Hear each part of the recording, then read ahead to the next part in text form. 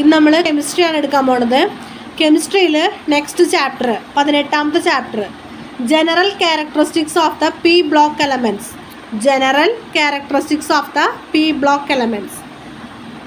അപ്പോൾ നമ്മൾ കഴിഞ്ഞ ചാപ്റ്ററിൽ പറഞ്ഞിട്ടുണ്ടായിരുന്നു പി ബ്ലോക്ക് എലമെൻറ്റ്സ് എന്ന് പറഞ്ഞാൽ എവിടെയാണ്? 13 മുതൽ 18 വരെയുള്ള ഗ്രൂപ്പിൽ പെടുന്ന എലമെൻറ്റ്സിനെയാണ് എന്ത് പറയുക? പി ബ്ലോക്ക് എലമെൻറ്റ്സ് എന്ന് പറയുന്നത്.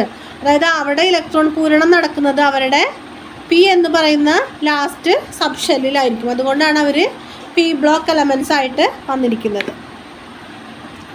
ഇനി ഇവിടുത്തെ അയണൈസേഷൻ എനർജി എന്ന് പറയുന്നത്, ഇവരുടെ ഈ പി ബ്ലോക്ക് എലമെൻറ്റ്സിന് അയണൈസേഷൻ എനർജി എന്ന് പറയുന്നത് ഒരു ഗ്രൂപ്പിൽ അയണൈസേഷൻ എനർജി കുറഞ്ഞു വരും. കാരണം എന്താണെന്ന് വെച്ചാൽ ആ ആറ്റത്തിൻ്റെ വലിപ്പം കൂടിക്കൂടിയേ വരിക.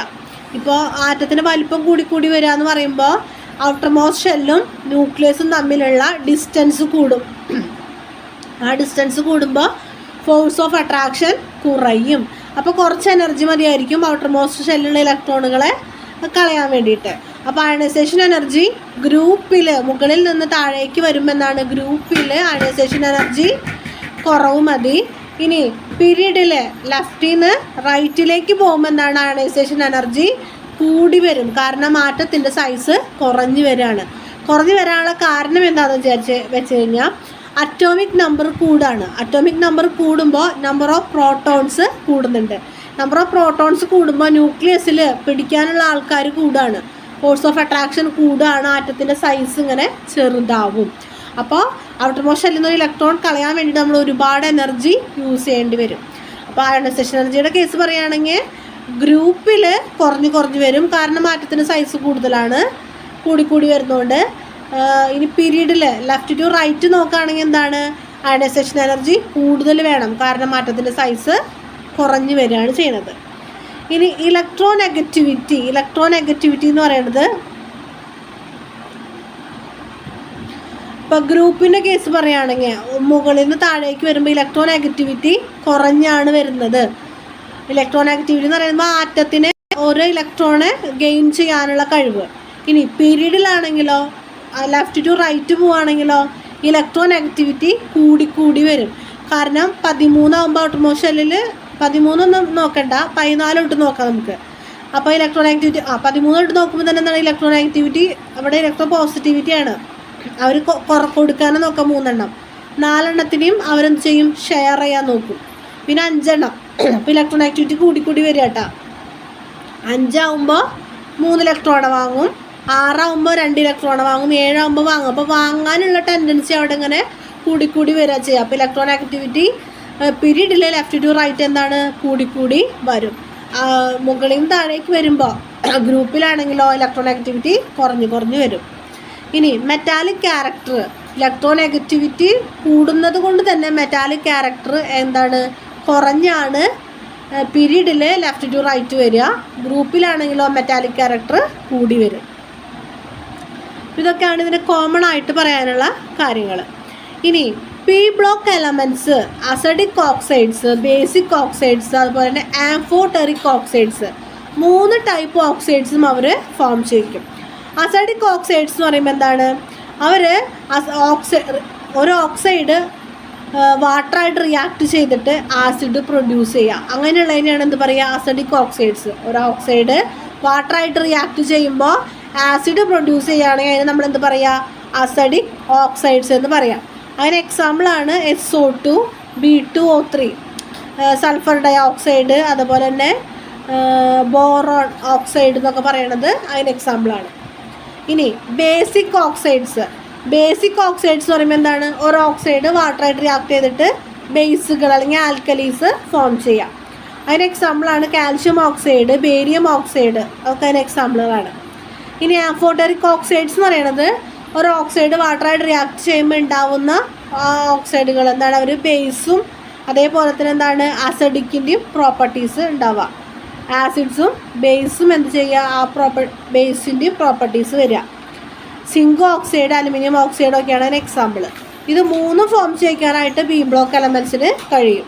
എന്നത് ഇനേർട്ട് പെയർ എഫക്റ്റ്. ഇപ്പോൾ അതായത് പി ബ്ലോക്ക് എലമെൻറ്റ്സ് ആണെങ്കിൽ കൂടി ലാസ്റ്റ് പിയിലാണ് ഇലക്ട്രോൺ പൂരണം നടക്കുക. അപ്പോൾ അതിന് തൊട്ട് മുന്നുള്ള ആളാരാണ്? എസ് ബ്ലോക്കാണ്. ആ എസ് ബ്ലോക്ക് അല്ല, സോറി, എസ് സബ്ഷെല്ലാണ്. അപ്പോൾ എസ് സബ്ഷെല്ലിലുള്ള 2 ഇലക്ട്രോൺ, എസ് സബ്ഷെല്ലിൽ മാക്സിമം 2 ഇലക്ട്രോണാണ് കൊള്ളുക. പിയിലാണെങ്കിൽ 6 ഇലക്ട്രോണാണ് കൊള്ളുക. ഡിയിൽ 10, എഫിൽ 14, അങ്ങനെയാണ് അതിൻ്റെ കണക്ക്. അപ്പോൾ പിയിലാണ് ലാസ്റ്റ് ഇലക്ട്രോൺ പൂരണം നടക്കുന്നത്. അപ്പോൾ പി ആണ്, അപ്പോൾ അതിൽ നിന്നാണ് ഇലക്ട്രോൺസുകൾ പോകേണ്ടത്.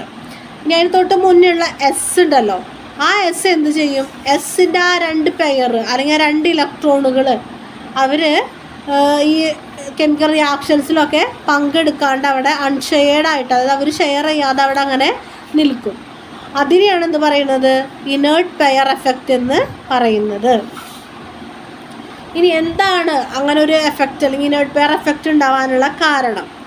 Lower bond energy in the compounds of heavier atoms, bond energy കുറയുന്നത് കൊണ്ട്. അതേപോലെ തന്നെ എന്താണ്? Higher energy involve in promotion from the ground state. ഇപ്പോൾ അതായത് ഇപ്പോൾ നമ്മളിപ്പോൾ ക്രോമിയം അങ്ങനെയുള്ള കേസുകളൊക്കെയാണ്. പിയിൽ ഒരെണ്ണം കൂടെ കിട്ടിക്കഴിഞ്ഞാൽ എന്താണ്? പി കംപ്ലീറ്റ് ആവുന്ന ഒരവസ്ഥ വരുമ്പോൾ എസ്സിൽ നിന്ന് ഒരെണ്ണം കൊടുത്തിട്ട് കംപ്ലീറ്റ് ആവാം. നമ്മൾ ക്രോമിയം കോപ്പറൊക്കെ നമ്മൾ എഴുതിയിട്ടുണ്ടായിരുന്നു തോന്നുന്നു. അപ്പോൾ അങ്ങനെയുള്ള 2 കേസുകൾ കാരണമാണ് ഇങ്ങനെ ഇനേർട്ട് പെയർ വരുന്നത്. ഇനി വേറെ ക്വസ്റ്റ്യൻസ് ആയിട്ട് ചോദിക്കാവുന്നതാണ്. ക്ലോറിന്, നമ്മുടെ ക്ലോറിൻ, ഫ്ലൂറിൻ, ഇവരൊക്കെ എന്തുതന്നെയാണ്? ഇവരൊക്കെ ഈ പി ബ്ലോക്കിൽ പെടുന്ന ആൾക്കാർ തന്നെയാണ്. Fluorine have electron gain enthalpy lower than chlorine.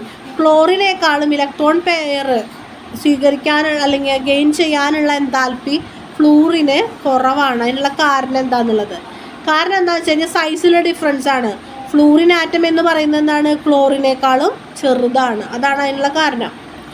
ഇനി അതേപോലെ തന്നെ ഓക്സിജൻ ഗ്യാഷ്യസ് സ്റ്റേറ്റിൽ നിൽക്കുന്നുണ്ട്, സൾഫർ ആണെങ്കിൽ സോളിഡ് സ്റ്റേറ്റിലാണെന്ന്.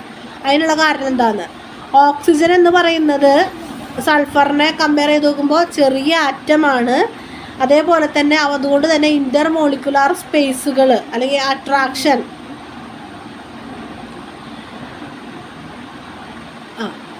ഓക്സിജൻ ആറ്റം എന്ന് പറയുമ്പോൾ 2 എണ്ണം കൂടി ചേർന്നാണ് ഓക്സിജൻ ആറ്റം ഉണ്ടായിട്ടുള്ളത്. അപ്പോൾ ഇവിടെ 2 ആറ്റമാണ്. അപ്പോൾ എന്താണ്? നോർമലി ഇൻ്റർ മോളിക്കുലാർ സ്പേസ് അവിടെ കുറവാണ്. അതുകൊണ്ടാണ് ഗ്യാസ് സ്റ്റേറ്റിൽ നിൽക്കുന്നത്. സൾഫർ ആണെങ്കിൽ എന്താണ്? 8 ആറ്റംസ് കൂടിയിട്ടാണ് സൾഫർ എന്ന് പറയുന്ന ഒരു എലമെൻറ്റ് നിൽക്കുന്നത്. അതുകൊണ്ട് തന്നെ അവരുടെ ഇൻ്റർ മോളിക്കുലാർ സ്പേസുകൾ കുറവാണ്, ഫോഴ്സ് ഓഫ് അട്രാക്ഷൻ കൂടുതലാണ്. കാരണം 8 ആളുണ്ട്, ഓക്സിജൻ 2 ആളല്ലേ ഉള്ളൂ. അപ്പോൾ സൾഫർ ആണെങ്കിലോ 8 ആളുണ്ട്. അപ്പം അങ്ങനെ വരുമ്പോൾ അവരെന്ത് സ്റ്റേറ്റിലാണ്? സോളിഡ് സ്റ്റേറ്റിലാണ് കാണപ്പെടുന്നത്. ഇതൊക്കെയാണ് പി ബ്ലോക്കിനെ കുറിച്ച് നമുക്ക് കോമൺ ആയിട്ട് പറയാനുള്ള കാര്യങ്ങൾ. ഇതൊക്കെ നന്നായിട്ട് വായിച്ച് നോക്കുക, നന്നായിട്ട് പഠിക്കുക. Thank you.